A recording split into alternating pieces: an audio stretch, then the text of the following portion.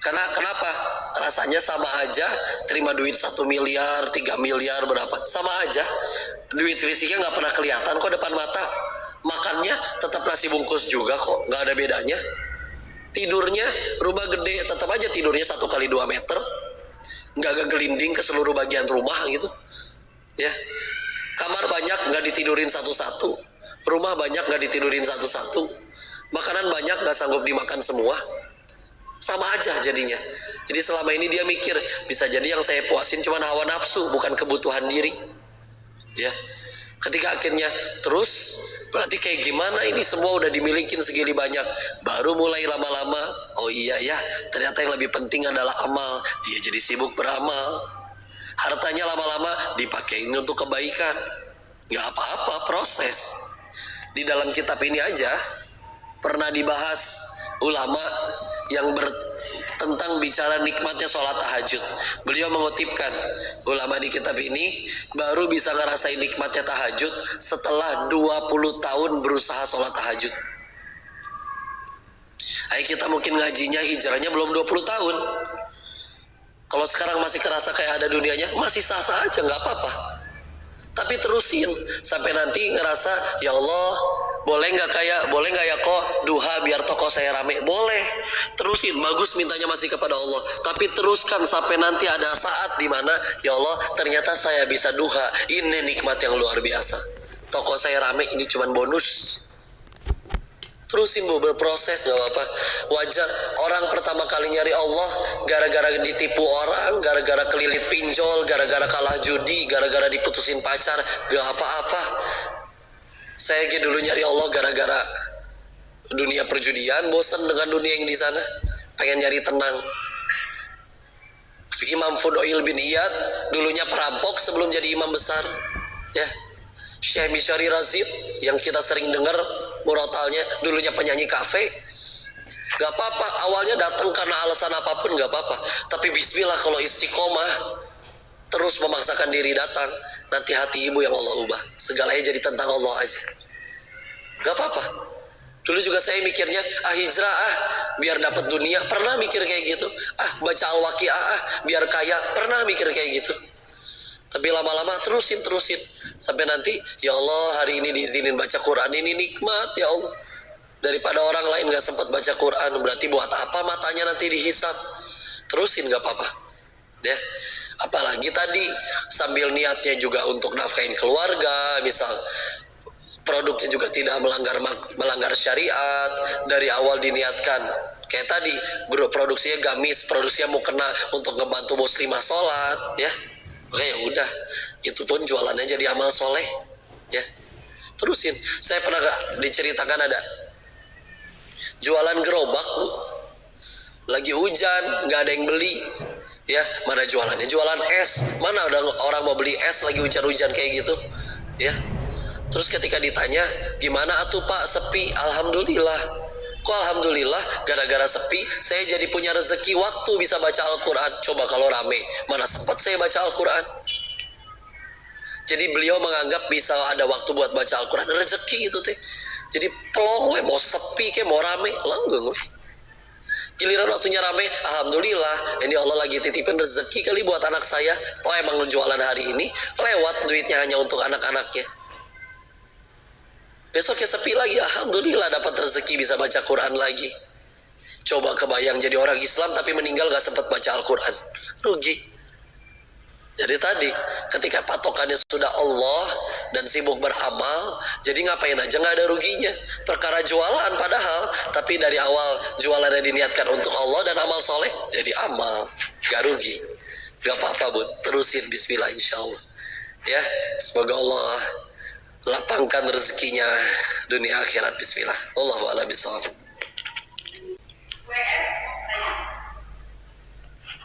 Aman. Kalau enggak ya tinggal doa, nanti foto-fotonya bisa lebih lama kan, itu kan yang diinginkan. Masya Allah. Baik, Masya Allah. Pertanyaannya, udah berdoa belum dikabul, nah berusaha berhusnuzon, apakah dengan tidak dikabul itu justru adalah ini yang terbaik buat saya? Apakah betul seperti itu? Masya Allah. Kalau kata Abdullah ibnu Mas'ud, di dalam kitab ini juga pernah kita bahas ya, aslinya doa itu doa yang baik ya, doa itu tidak ada yang ditolak, pilihannya cuma 3. 1, dikabul. Kalau gak dikabul gimana kok? 2, dijauhkan dari musibah. 3, dihapuskan dosa-dosanya. Ya. Jadi selagi doanya doa yang baik, 1, dikabul. Kalau nggak dikabul, dijauhkan dari musibah. Kalau tidak dijauhkan dari musibah, dihapus dosa-dosanya. Ada yang rugi nggak dari ketiga hal tersebut? Enggak. Dikabul, bismillah. Bisa jadi Allahu alam, kayak kadang orang pengen masuk universitas tertentu tidak dikabul, bisa jadi tidak dikabulnya itu pertolongan, karena kalau masuk ke kampus itu dia malah pacaran dan lain-lain misal ya. 2, dijauhkan dari musibah. Dan kita sehat selama ini nggak sakit tuh ya. Ada orang waktu itu masya Allah perkara sekedar izin ya, saya pernah ngelihat orang tuh gara-gara keselak bisa meninggal. Keselak. Ada orang yang makan enak-enak badan sehat, makan ikan ketusuk durinya gak bisa ngomong beberapa hari, gusinya nyampe infeksi, infeksinya harus dioperasi, harus ke dokter spesialis. Sedangkan orang lain makan ikan nggak ada tuh, sehat-sehat aja ya. Ngomong-ngomong lidahnya kegigit sampai jadi sariawan, gak bisa ngomong beberapa hari ya.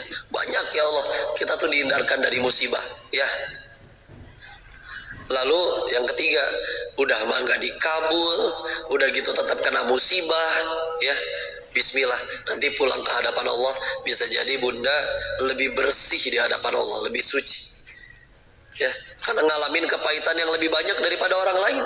Apakah kita kira Allah akan menyia-nyiakan? Tidak sama sekali ya, gak apa-apa. Dan teruskan berdoa sampai nanti kita merasa bahwa ya Allah, saya bisa berdoa, ini yang merupakan nikmat. Saya bisa berdoa berarti masih ada iman. Ya Allah, saya bersyukur, ini nikmat diri ini masih Engkau anugerahkan iman. Berapa banyak orang di sana ngelihat hikmah beneran jadi baik tapi masih belum pengen beriman. Gak sedikit tuh, kayak diundang podcast, diundang ngaji, diundang gimana, banyak yang diri mereka udah nyebut, saya yakin sih Tuhan itu satu, saya yakin, udah yakin tentang ketauhidan, tapi masih belum mau syahadat. Ada dibilang baik luar biasa, dermawannya, santunnya, ada yang kayak gitu ya. Maka rezeki bisa beriman, tiap hari masih diberi keinginan oleh Allah untuk berdoa. Masya Allah, nikmat yang luar biasa ya. Maka bismillah, gak apa-apa, itu pun jadi kebaikan. Dan semoga Allah istiqomahkan bunda sampai akhir hayatnya husnul khotimah insyaallah, amin ya rabbal alamin. Cukup, saya minumin terus jadi kebelet kencing ya.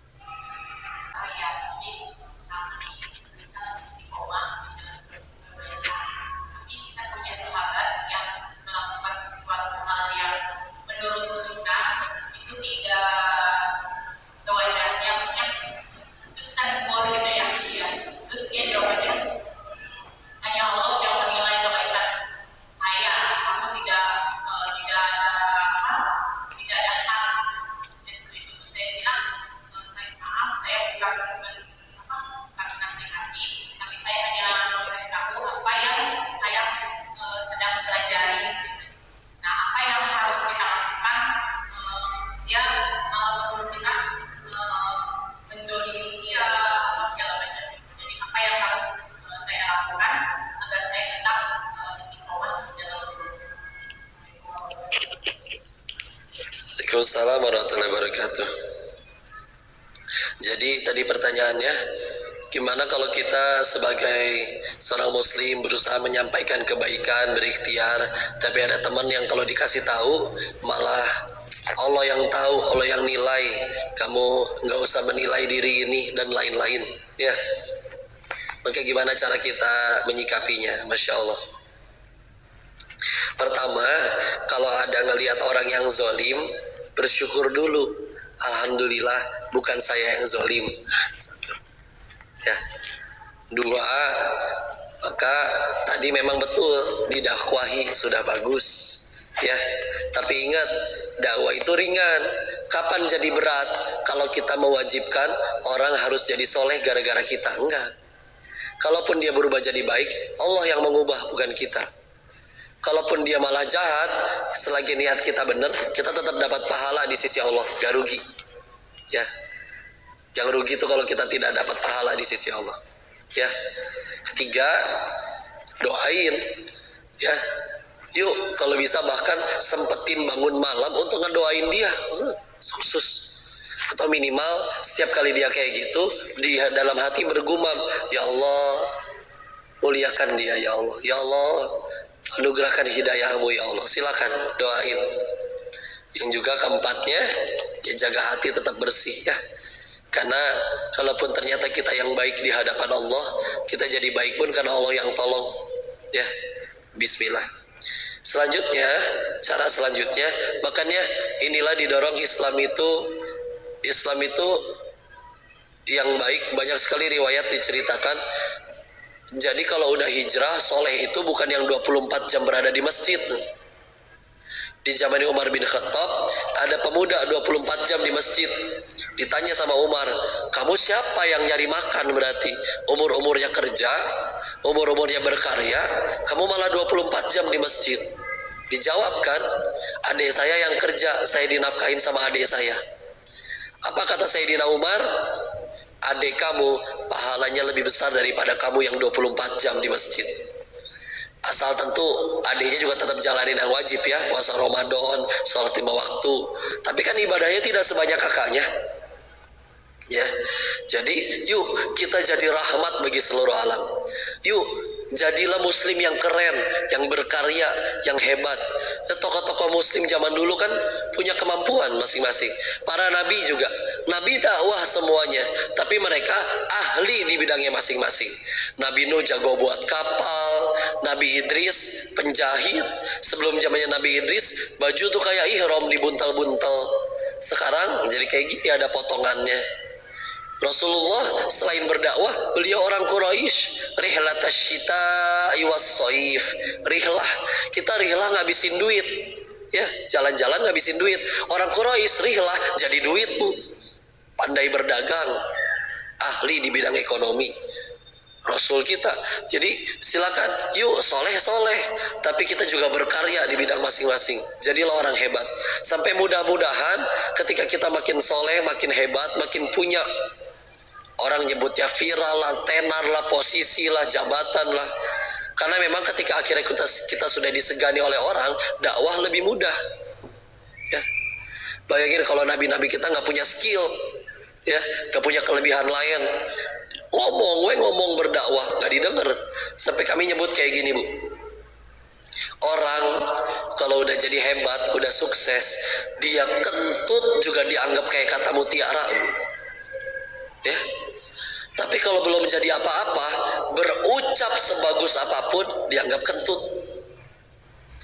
Makanya yuk, iya, soleh iya, takwa iya, tapi juga berkarya. Jadi muslim yang hebat, jadi orang keren, jadi orang tua yang keren, yang layak dikagumi sama anak-anaknya, ya. Sehingga akhirnya suatu saat atas seizin Allah kita dikagumi, didengerin sama orang, itu jadi alat yang kita gunakan buat nyampein kebaikan semua. Punten, dulu nyoba nasehatin orang, dimarahin, so tau lah lu dulu juga begitu, so alim.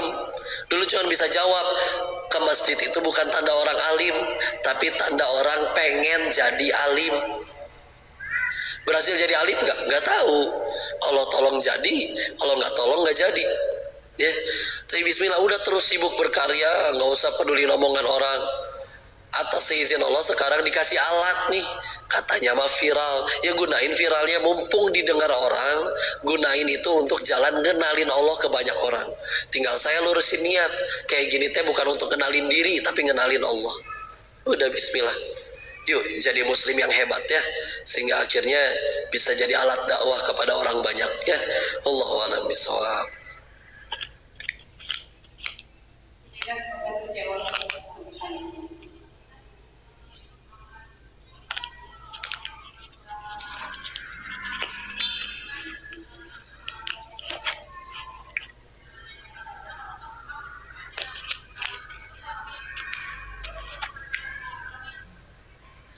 Masya Allah.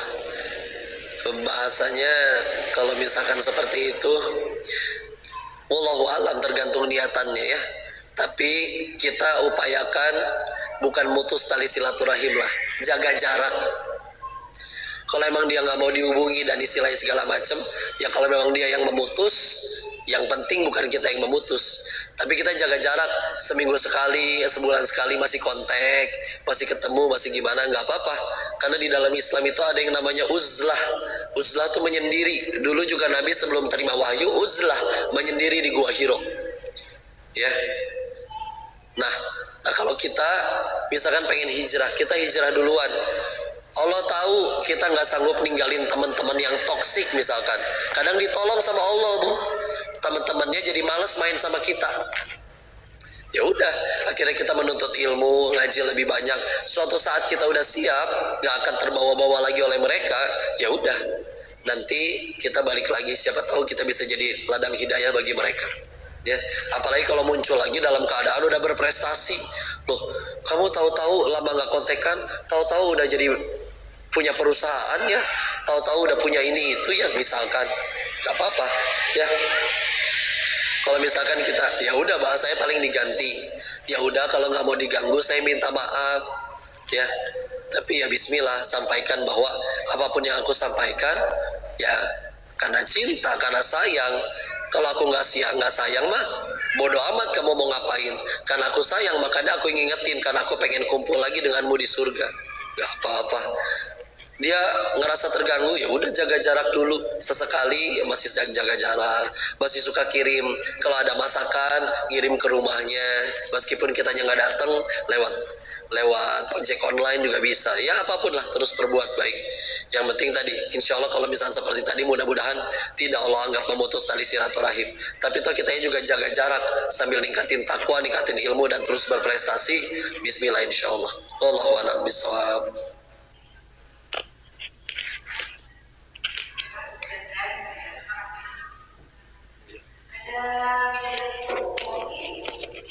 Kayaknya udah cukup dulu, takut tenggorokannya soak. Sambil doa dulu ya, nanti habis ini silakan kalau mau foto-foto. Iya.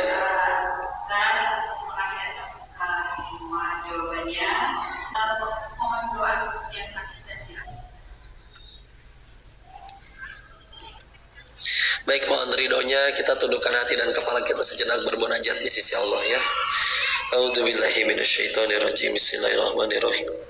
Allahumma shalli ala sayyidina wa habibina wa syafiina maulana Muhammad wa sallim radhiyallahu tabaraka ta'ala an kulli sahabati rasulillahi ajmain. Bismillahirrahmanirrahim. Hamdan syakirin, hamdan naimin, hamdan yuafi ni'amahu wa yukafi mazidah. Ya Rabbana lakal hamdu kama yanbaghi li jalali wajhikal karim wa azimi sultanik. Allahumma shalli ala sayyidina Muhammad wa ala ali sayyidina Muhammad. La ilaha illa anta subhanaka inni kuntu minadh dhalimin.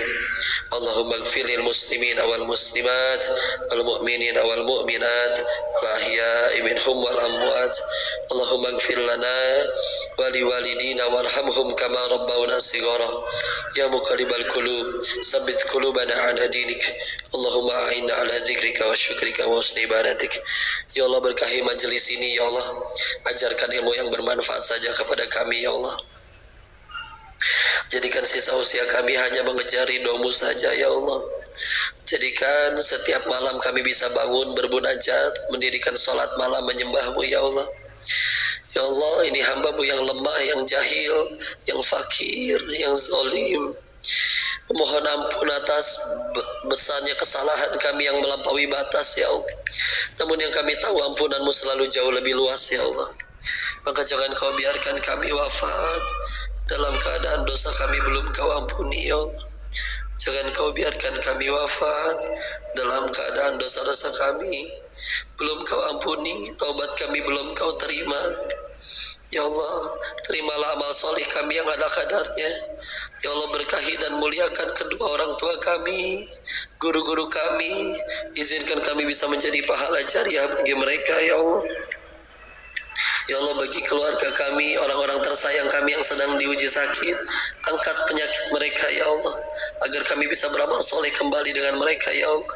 Angkat tinggi derajat mereka semakin mulia di sisimu ya Allah. Syafakullah, Allahumma rabban nas, ashibil ba'sya ishfi anta syafi, la syafi'a ila anta syifa'an, la yughadiru saqaman. Ya Allah, bagi yang engkau panjangkan umurnya hingga hari ini masih engkau anugerahkan usia, berkahi usianya ya Allah. Panjangkan usianya dengan keberkahan, anugerahkan rezeki yang berkah, ilmu yang berkah, keluarga yang berkah, rezeki yang seluruhnya engkau ridhoi ya Allah. Ya Allah, izinkan kami yang hadir di sini engkau ampuni dosa-dosanya ya Allah. Izinkan kami pulang dari majelis ini dalam keadaan tidak ada lagi dosa yang kami bawa ya Allah. Ya Allah, terimalah amal soleh kami yang ala kadarnya. Anugerahkan kepada kami keturunan yang soleh solihah, hafiz hafizah. Rabbi habli minas solihin, Rabbi habli miladunka dzurriatan thayyibatan innaka sami'ud du'a. Rabbi la tazarni fardaw wa anta khairul warithin. Rabbi jalni muqimas salati wa min dzurriyyati rabbana wa taqabbal du'a. Allahumma inna as'aluka ilman nafi'an wa rizqan thayyiban wa amalan mutaqabbalan. Allahumma inna as'aluka ridhaka wal jannah wa na'udzubika min sakhatika wan nar. Allahumma inna as'aluka husnul khatimah wa na'udzubika min su'il khatimah. Rabbana atina fid dunya hasanah wa fil akhirati hasanah wa qina adzabannar. Subhana rabbika rabbil izzati amma yasifun. Wassalamun alal mursalin. Alhamdulillahi rabbil alamin. Alhamdulillah. Jazakumullahu khairan katsiran.